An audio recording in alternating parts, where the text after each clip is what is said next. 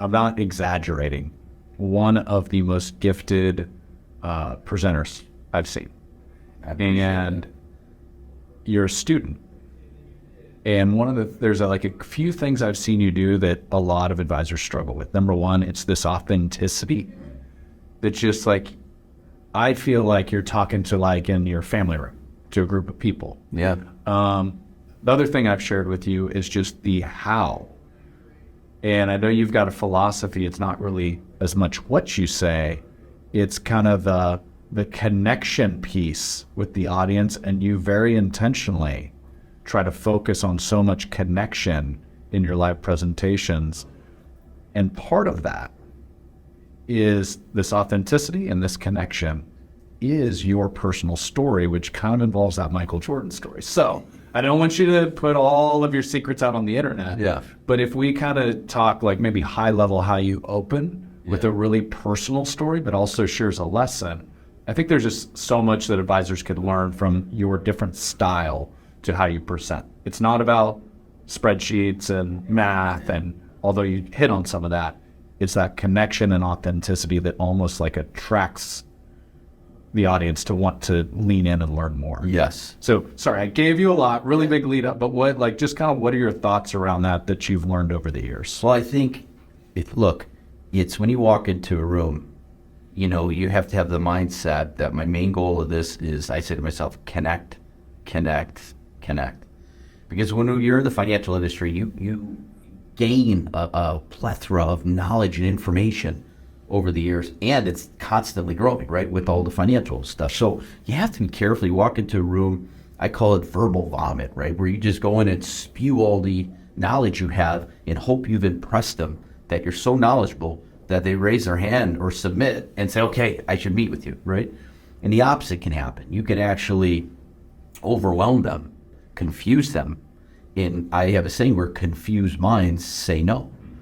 So if you come in and just be yourself and speak genuinely, authentically, connect. But there's a lot of things too that I don't know, you just be yourself, but there's time pauses, right? Maybe you're making a real point, and instead of just racing through the next thing, sometimes that silence for a moment to let it hang and marinate for a moment can really drive the point home. Eye contact, communication, getting other people involved, really walking into the room, connecting with them, is a lot. And I'll tell you, one of the speaking coaches I've worked with over the years in the past, talks about in the room, you often have the analytical thinker, and then there's the emotional thinker and decision maker, right? And often that is a couple. And a husband and wife, they're one or the other. So it's like, if you come in, you're really just analytical, you just alienated half of the room. Same on the other side. You can't come in there just speaking to emotion. So I think you have to begin with some type of personal story, something that is personal about yourself. And if you can connect with them authentically, show who you really are, to be vulnerable, and you connect on the emotional side, then you get into some of the analytical, not too but understandable, but enough that you show competence, comfort, all that together. And then at the end, right, you should also end on the note on that emotional side. Because then what happens is you're reminding them at the end of why they liked you right off the bat. So you're connecting on the emotional, filling the middle with a lot of still some humor, right? But at the end, if you're ending on that emotional, it ties it back together. Thanks for sharing all that. And you how many presentations at this stage in your career do you think you've done? Oh my goodness. At this point, probably over 1,000. So it's kind of the old Malcolm Gladwell 10,000 hours. Oh yeah. And so this has obviously been an evolution. One of the things, because we talked about being growth minded, you actually have this little personal habit you do, which is as soon as one of your seminars is over, you hop in, you drive home, you actually cut an audio to yourself. Yep. So share that, because I think that a lot of people be like, oh, he's done 1,000 of these, 2,000, however many in your career. Okay, I'm going to kind of dial it in. I got this thing figured out. But one of the learnings from you is you were constantly critiquing yourself. Yep. You're constantly going back and saying, oh, tonight felt a little off. Share that if you don't mind. Yeah, well, here, and by the way, if you're, whether you're someone that's done 1,000 of them or 5,000 of them, whatever, or even a couple hundred, the problem there, that can actually hurt you more than help you, because if you've done 1,000, and let's say you're a guy that does 2, 3, 5, 6 seminars in a month, 8 in a month, whatever that is, you could actually literally sound like a wind-up doll. Yeah. Right? And now you're just mentally, you've got the whole thing, everything you're saying, you're just going through the motions. Well, guess what? The people feel that. They can read that. They sense that. And going back to what you said, my mindset, it's not just what you say. It's how you say it. It's how it's delivered. And, you know, are you not just likable? Are you believable? Right? Do you mean what you're saying? You shouldn't want to try to sell people. No. Really, it's having conviction, right? In I'm selling, this is what I believe.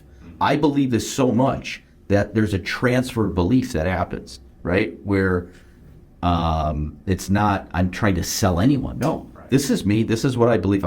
I have conviction. I have passion about it. And if you like what we do, then we're leaders and we're going to help lead you. So that's kind of a mindset there. And what I will do, to your point, Brad, I'll remind myself before I go in, connect. Remind myself, do not speak at them, speak with them. So it's almost like an open conversation style. And you'll see it, because you'll see people when you're saying something, you know, they'll lean in. You see a lot of head nodding. You see them engaged. So, and to your point, to this day, I don't care if it's done, you know, spoken over 1,000 times. To this day, if I walk out and I know we had really good success, great results, what I do immediately, I get in the car on my drive back home or what have you, I'll hit the record button on my phone. And as I'm driving, I'll just say, hey, had a really great event tonight. You know, 90% of the room scheduled meetings with us. By the way, here's how I started. I started off saying this. Oh, I also mentioned this. I mentioned this. Oh, don't forget. At the end, remember you said this, don't forget that.